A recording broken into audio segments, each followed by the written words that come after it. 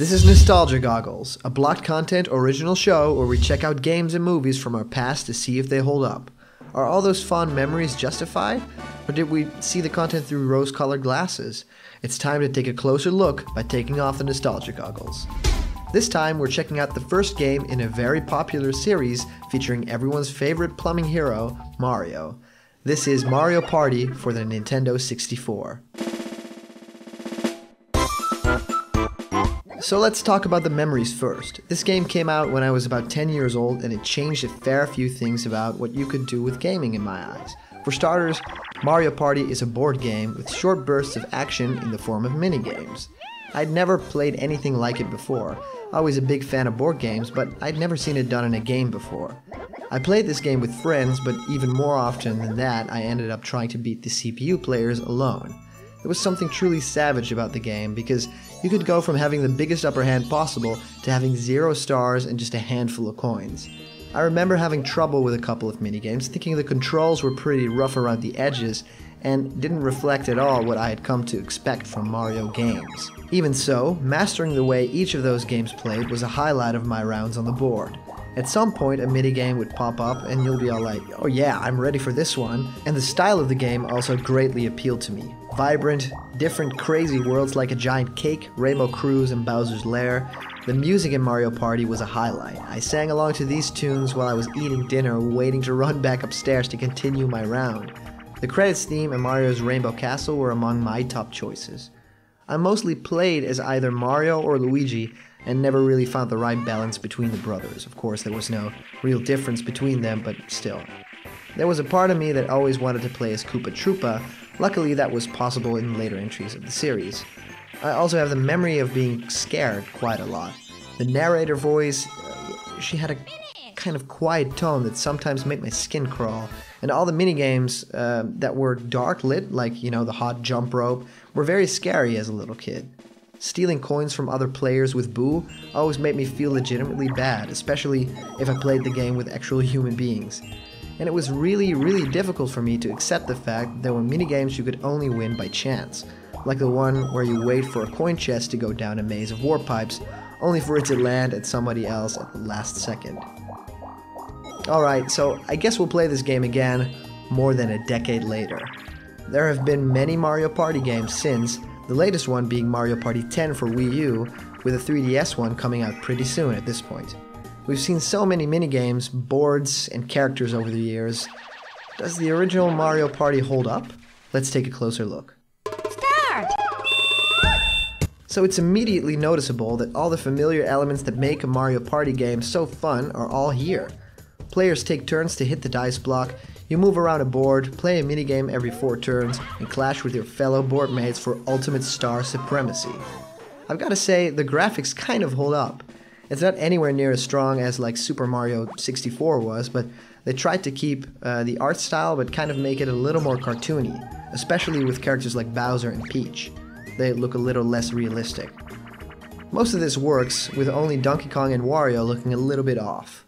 In terms of audio, as a kid you get so used to characters sounding a certain way in one game and pretty different in the other, but playing Mario Party after all these years does make you cringe at the voice acting. Luigi sounds nothing like he should, feeling more like a weird imposter uncle than our beloved little brother in green. And again here, Wario feels nothing like he should. You know, too low and a little too villainous even. I do actually like Donkey Kong and Yoshi's voices.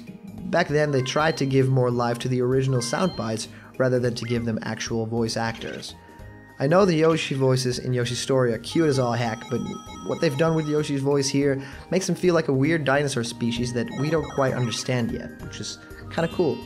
The music surprisingly still holds up, especially if you listen to it with your headphones on. That extra bass layer that you never quite got out of your CRTV is a game changer, and it makes the tracks more dynamic. I still feel like some of the songs in Mario Party could easily be orchestrated for newer games because some of them are so recognizable and written very well. Where my memory kind of tricked me was with the maps. For some reason they were very vibrant and rich locales in my head, but looking back they look like terrible JPEG pixelated messes. The only 3D on the boards itself are the characters, and it feels really off. What I do really like is how quickly the game moves. The turns are generally just a lot faster, with less emphasis on the characters doing a victory pose after every 3 coins earned. You want these board game sections of the game to not be a drag, and in Mario Party, it feels like the backdrop for minigame fun, as it should. I do feel like some of the minigames are actually quite hard to master, and most of it has to do with the controls or the way a character feels while playing the game. There are also a little too many control stick spinning minigames, and now I know how I got the blister still a little bit visible on my right hand. One thing that's absolutely different from what I remember is single player mode. This game was meant to be played by 4 people in the same room, hands down.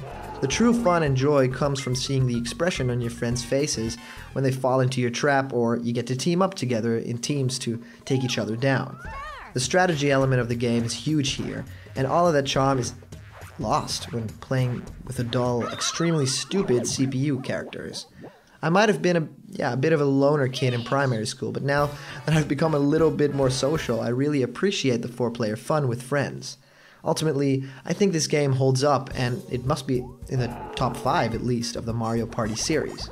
Looking back, I didn't imagine the graphics and sound design to hold up that much, and it's of course all credited to Hudson Soft, who even did the soundtrack for the game. Their unique mark on the Mario Party franchise made it such an iconic series, and I'm very happy that I dived back into it. There has to be more Mario Party on the way for blocked content. Maybe we can even make it a little bit more social. Anyway, I remember Mario Party as a great way to escape, a game that could be challenging but rewarding and sometimes even scary. And now that I've come back to it, I've fallen in love with the franchise in a whole different way. The amount of content is okay, and sometimes a little bit of Nintendo polish is missing. But the sheer fun of playing together, great minigames, and a fun world are where the magic is at.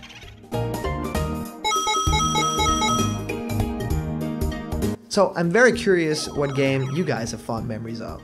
Leave it in the comments below, and I'd love to hear what you thought of Mario Party way back when. Subscribe to Blocked Content for even more on the content you love, and we'll see you guys on the next episode of Nostalgia Goggles.